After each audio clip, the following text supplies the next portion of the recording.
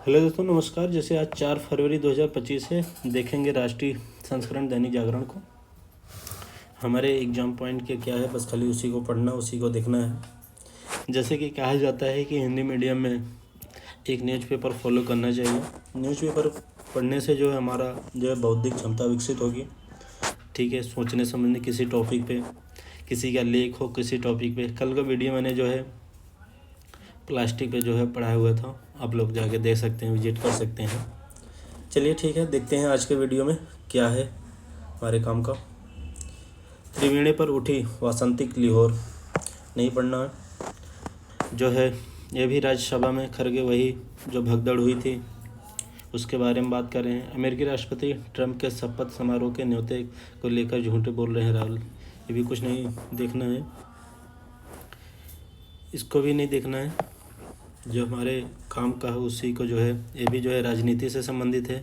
केजरीवाल ये भी राजनीति से संबंधित है। ठीक, इसमें क्या हो रहा है, युवाओं को सप्रंग व राजक दोनों सरकारों ने किया निराशा, ये भी नहीं देखना है। सब वही राजनीति इसमें दिखाई दे रहा है। बस हमको 8 नंबर पेज पे जो विचार होते हैं उसी को जो है ध्यान देना है। ठीक, चलते हैं पेज नंबर 8 पे। ये पेज जो है आपको देखना है, पढ़ना है। घरेलू निवेश को मिले प्राथमिकता। अब ये डॉक्टर भरत झुनझुनवाला हैं। यदि हम विकसित देश बनना चाहते हैं, हमारा देश क्या है, विकासशील। कल के जो है वीडियो में विकासशील के बारे में थोड़ी बहुत चर्चा की है। जैसे पता है कि अपना देश विकासशील देश है, तो इन्होंने लिखा हुआ है कि यदि हम विकसित देश बनना और चीन की बराबरी करना चाहते हैं तो शोध अनुसंधान में निवेश अति आवश्यक है। ठीक है, इसको भी देखेंगे क्या है, पहले आगे देखते हैं और क्या क्या है दिया हुआ है। बचकानी बातें, वही नेतागिरी किस में बातें की है, ये भी नहीं देखना है। आस्था का वेग, वही प्रयागराज महाकुंभ, ये भी हमारे काम का नहीं। शिक्षा की गुणवत्ता बढ़ाने की चुनौती, ये पढ़ सकते हैं। और ये क्या है, नव जीवन और उल्लास का प्रतीक बसंत, जैसे अभी बसंत ऋतु आ गया है। ठीक है, ज्योग्राफी से इसे रिलेट कर सकते हैं। चलिए इसी को देखते हैं, पढ़ते हैं। एक मिनट दोस्तों। ठीक, नवजीवन और उल्लास का प्रतीक वसंत। ठीक, वसंत ऋतु में हमें वसंत ऋतु में हमें संदेश देती है। वसंत ऋतु हमें संदेश देती है कि मनुष्य को कभी निराश नहीं होना चाहिए। मनुष्य को अपने जीवन में कभी निराश नहीं होना चाहिए। जीवन में हर समस्या के बाद सुखद समय आता है। जीवन में जो भी समस्या आता है, दुख आता है, उसके बाद जो है सुख ही आता है। ये कौन संदेश देता है, वसंत ऋतु संदेश देती है। ठीक है, ऋतुओं का राजा।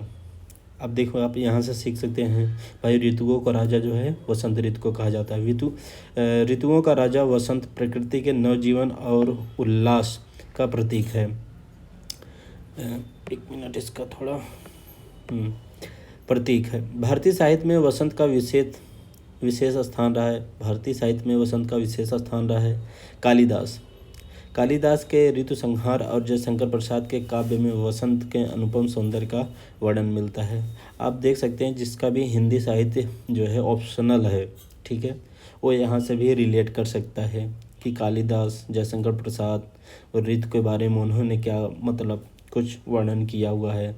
अब देखते हैं, कबीर, सूरदास हमको पढ़ना ही होता ना, कौन से, किस में, पेपर नंबर 1 खंड ख में हमको कबीर, सूरदास, तुलसीदास, कालिदास जो है, जयशंकर प्रसाद, सबको पढ़ना होता है। तो देख सकते हैं, तो यहाँ पर क्या है, कबीर, सूरदास और तुलसीदास ने भी अपने भजनों और पदों में वसंत ऋतु के प्रभाव को दर्शाया। वसंत न केवल प्रेम और सौंदर्य का पर्व है, बल्कि यह ऊर्जा और सृजन का भी प्रतीक है। अब लोग ध्यान से सुनिएगा और प्लस इसको भी पढ़ते चलिएगा। पढ़ते चलते मतलब इसको जो है ना सोचने समझने, ताकि चीज़ें पढ़ी हुई याद रहेगी। अगर कल का वीडियो आप देखे होंगे फिर भी उसमें से आपको 50% अभी भी चीज़ें जो है याद होगी। तो पढ़ के समझना है, उसको अपने पास रखना है ताकि काफ़ी लंबे समय तक रहे। ठीक है, आगे बढ़ते हैं। यह ऋतु सर्दियों की ठंडक और गर्मियों की तपिश के बीच एक सुहावना संतुलन लेकर आती है। लेखक कह रहे हैं कि सर्दी और गर्मी के जो बीच का मौसम होता है उसकी बात कर रहे हैं। जो ये ऋतु वसंत ऋतु है, दोनों के बीच का सुहावना संतुलन लेकर आती है। वसंत का आगमन न केवल प्रकृति को नया रूप देता है बल्कि मनुष्य के मन में भी नई उमंग और ऊर्जा भर देता है। आप लोग देखें, जैसे कोई गांव से होगा, ठीक है, जो जैसे सरसों है, ठीक है, बड़ी बड़ी जो है फूल ले लिए होते हैं, उसके बाद उसमें भी और जो है खेतों में मटर, उसके बाद और जो है गेहूँ भी काफ़ी बड़े बड़े हो जाते हैं। उस समय अगर आप जो है घूमेंगे टहलेंगे कितना अच्छा लगता है। तो वही जो है यही तो है वसंत ऋतु। और वसंत ऋतु कल ही तो था। वसंत का आगमन न केवल प्रकृति को और नया रूप देता है बल्कि मनुष्य के मन में भी नई उमंग और ऊर्जा भर देता है। यह ऋतु हमें यह दिखाती है कि जीवन में बदलाव और नवीनीकरण हमेशा संभव है। वसंत के आगमन के साथ ही प्रकृति एक नए रूप में सजने संवरने लगती है। पेड़ पौधे पर नई कोपले फूल फूटने लगती है और फलों के रंग बिरंगे, देखिए आपने वही चीज़ चर्चा की है ना, जो कि मैंने मतलब जो देखा हुआ है वही चीज़ आप यहाँ पर जो है लिखा हुआ मिल रहा है। फूलों की रंग बिरंगी छटा देखने को लायक होती है। आम के पेड़ों पर कोपले, मतलब आम के पेड़ों में जो है जो बौर वगैरह जो लगने लगते हैं, आपको देखने मिलता है। कोपले आना, गुलाब, चमेली, गेंदा और गुलमोहर के फूलों की खुशबू से वातावरण महक उठता है। प्रकृति का यह श्रृंगार मन को आनंदित कर देता है। वसंत ऋतु का मौसम न तो अधिक ठंड होता है और न ही अधिक गर्म होता है। यह मौसम सुहावना और मनमोहक होता है। सुबह की हल्की धूप और शाम की ठंडी हवा मन को सुकून देता है। यह ऋतु बाहर घूमने, पिकनिक मनाने और प्रकृति के गोद में समय बिताने के लिए आदर्श होता है। कहते हैं जो वसंत ऋतु है, बाहर अगर आप कहीं पिकनिक जा रहे हैं, घूमने जा रहे हैं, आपको बहुत अच्छा लगता है। वसंत ऋतु का मनुष्य के जीवन पर गहरा प्रभाव पड़ता है। यह ऋतु न केवल शारीरिक रूप से ऊर्जा प्रदान करती है बल्कि मानसिक रूप से भी ताजगी और उत्साह का संचार करती है। लोगों के मन में नई योजनाएं और नए सपने जन्म लेते हैं। यह ऋतु में हमें यह सिखाती है कि जीवन में बदलाव और नवीनीकरण हमेशा संभव है। वसंत ऋतु जो है हमें यह सिखाती है जीवन में हमें बदलाव कैसे करना है, नवीनीकरण हमेशा संभव है। जिस तरह सर्दियों की ठंडक के बाद वसंत की मधुरता आती है, उसी तरह जीवन में भी कठिनाइयों के बाद खुशियों का आगमन होता है। यह ऋतु हमें आशावादी बनने और जीवन के प्रति सकारात्मक दृष्टिकोण अपनाने की प्रेरणा देती है। वसंत ऋतु प्रकृति और मनुष्य दोनों के लिए नवजीवन और नई ऊर्जा का प्रतीक है। यह ऋतु हमें यह याद दिलाती है कि जीवन में बदलाव और नवीनीकरण हमेशा संभव है। वसंत के आगमन के साथ ही प्रकृति और मनुष्य दोनों में नई चेतना का संचार होता है। वसंत ऋतु जीवन में नवीनता, प्रेम, ऊर्जा और उल्लास का संदेश लाती है। यह न केवल प्रकृति में परिवर्तन लाती है बल्कि मानव मन को भी नई प्रेरणा से भर देती है। यह ऋतु हमें प्रेम, सद्भाव और आशावाद का संदेश देती है। वसंत के इस सुंदर मौसम का आनंद लें और प्रकृति के साथ तालमेल बिठाकर जीवन खुशहाल बनाएं। अब आप लोग सोचें कि वसंत ऋतु के बारे में कितना कुछ जो है लिखा हुआ है। पढ़ने से आपका बचपन, अगर आप घूमे होंगे, टहले होंगे, खुद ही आपको जो है याद आया होगा। ये है वसंत ऋतु। वसंत ऋतु की क्या खूबियाँ हैं, क्या अच्छाइयाँ हैं, सब कुछ इसमें दिया हुआ है कि भाई फूल आ जाते हैं, आम के बौर आ जाते हैं और उसके बाद गुलाब, चमेली, गेंदा, गुलमोहर वगैरह में खुशबू, वातावरण चारों तरफ आप जो है रंग बिरंगी फूल और महक से जो है आपको देखने को मिलता है। और यह मौसम समय भी बहुत सुहाना और अच्छा लगता है। जानकारी दोस्तों अच्छी लगी हो तो लाइक और सब्सक्राइब करिएगा, सपोर्ट करिएगा दोस्तों। मज़ा आया होगा ज़रूर आपको पढ़ के सुनकर।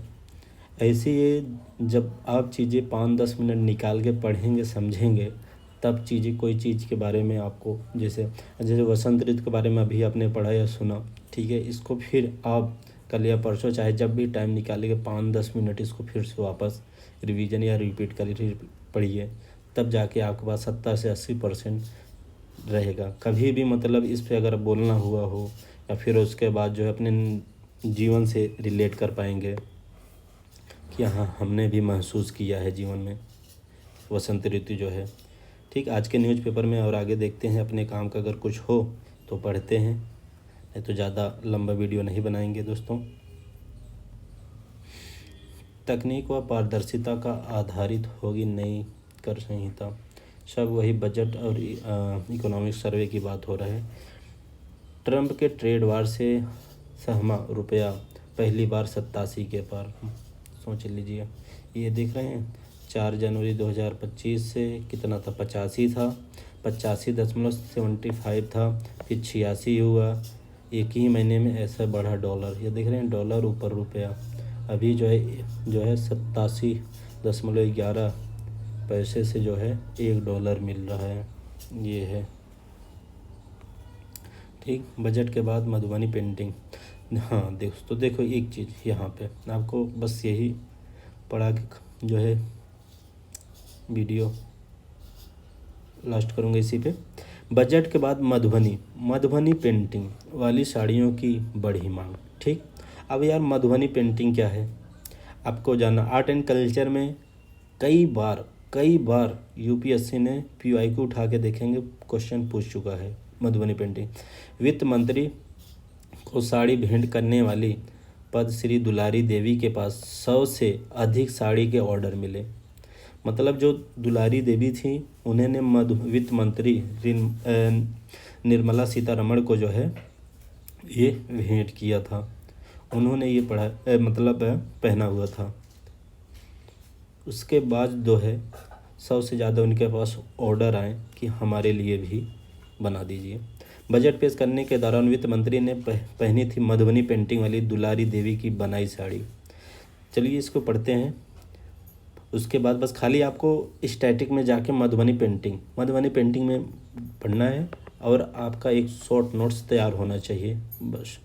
अब वित्त मंत्री ने भाई जो है मधुबनी पेंटिंग वाले, हो सकता है यूपीएससी का भी चला जाए कि हाँ एक क्वेश्चन यहाँ से बना लिया जाए, तो आपको जानकारी होनी चाहिए। चलिए क्या है पूरा, इसको थोड़ा 5 मिनट में पढ़ लेते हैं। वित्त मंत्री निर्मला सीतारमण ने मधुबनी पेंटिंग से सजी जिस साड़ी को पहनकर आम बजट पेश किया, उसके बाद इसकी मांग बढ़ने लगी।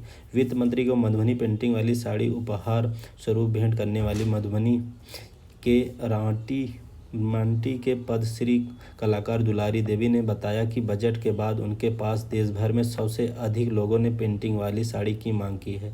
साड़ी के अलावा मधुबनी पेंटिंग वाली सूट, पाग क्या होता है मालूम नहीं भाई, लड़कियां जान सकती हैं। सूट, पाग, दुपट्टा तो पता है की भी मांग होती है। बता दें कि पर्व, त्योहार व लगन में इनकी मांग ज़्यादा रहती है और एक कलाकार को सालाना 2 से 3 लाख की आय हो जाती है। साड़ी पर मधुबनी पेंटिंग करने वाले कलाकार अमित कुमार झा और सुधीरा देवी ने बताया कि दिल्ली से 1 दर्जन से अधिक साड़ियों की मांग आई है। एक अन्य कलाकार विनीता झा ने बताया कि मुंबई, बेंगलुरु से 3 दर्जन से अधिक साड़ियों की मांग है। आपूर्ति फरवरी अंत तक की जानी है। कलाकारों ने बताया कि एक साड़ी पर पेंटिंग करने में करीब 1 सप्ताह लगता है। मधुबनी पेंटिंग भागलपुर की सिल्क साड़ी के अलावा सूती साड़ी पर भी की जाती है। पूरी तरह सादा साड़ी खरीदकर मंगाई जाती है, फिर पेंटिंग की जाती है। तमिलनाडु की कांजीवरम सिल्क साड़ी पर भी मधुबनी पेंटिंग की जाती है। सहायक निदेशक हस्तशिल्प बीके झा ने बताया कि मधुबनी पेंटिंग वाली साड़ियों की मांग बढ़ने से इसके कलाकारों को रोजगार के नए अवसर प्राप्त हुए हैं। इसका ऑनलाइन कारोबार कलाकारों के लिए लाभकारी साबित हो रहा है। उल्लेखनीय है कि जिले में मधुबनी पेंटिंग करीब 500 कलाकार जुड़े हैं। 8 से 25,000 तक की कीमत वाली इन साड़ियों का सालाना कारोबार करीब 10 करोड़ रुपए तक है। देखो, सबसे पहले मधुबनी पेंटिंग है कहाँ की? मधुबनी पेंटिंग कहाँ की? बिहार की है, ठीक है। अब आपको बस खाली गूगल में अगर आप जाके खाली सर्च कर देंगे मधुबनी पेंटिंग, अब दिखती कैसे है ये चीज़ जान जाएंगे, ठीक है। मधुबनी पेंटिंग के बारे में कोई जो पढ़ाया हुआ है यूट्यूब पे, वहाँ से सर्च कर सकते हैं, या गूगल में जाइए मधुबनी पेंटिंग विकीपीडिया कर दीजिए, जितनी नॉलेज है पूरे चली आएगी पूरा, उसमें से आप पढ़ कर शॉर्ट नोट्स बना सकते हैं। अगर आप कहेंगे, बस आप लोगों का सपोर्ट रहे भाई। तो जैसे हमने ये खबर पढ़ लिया, हाँ भाई जो है वित्त मंत्री पहनी हुई थी, इसके बाद जो है 100 से ज़्यादा अधिक ऑर्डर आ गया, ये कहाँ का है? भागलपुर का है, फिर यहाँ का हुआ, ये हुआ कौन सा क्या नाम है, बस ये सब कुछ नहीं पूछने। जब भी पूछेगा मधुबनी पेंटिंग से लेकर उसकी क्या स्टैटिक है जानकारी, बस वहीं से क्वेश्चन बनेगा, ठीक है। जब सर स्टैटिक से बनाना तो फिर करंट्स क्या मतलब? करंट्स यही मतलब कि ये चीज़ जो है करंट में आई, करंट में वो भी भाई वित्त मंत्री निर्मला सीतारमण ने पहना हुआ था, सबको आकर्षित किया और इसकी मांग बढ़ी, तो इस चीज़ें के लिए करंट में आई।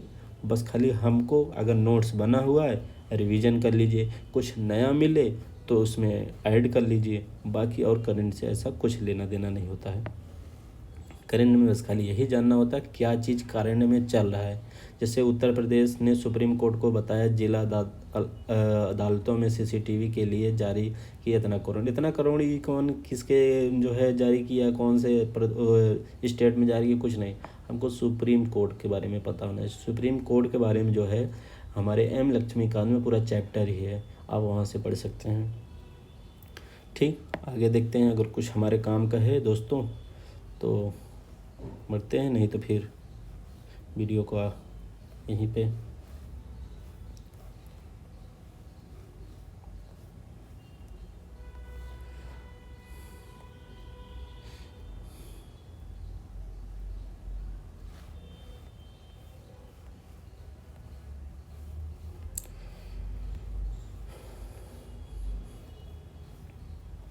बस दोस्तों, बस आपको ये नवजीवन और उल्लास का प्रतीक वसंत ऋतु ये पढ़ना है, बाकी वो जो मधुबनी पेंटिंग के बारे में पढ़ना है। बस जानकारी दोस्तों अच्छी लगी हो तो लाइक एंड शेयर करिएगा and subscribe, like and subscribe करिएगा दोस्तों।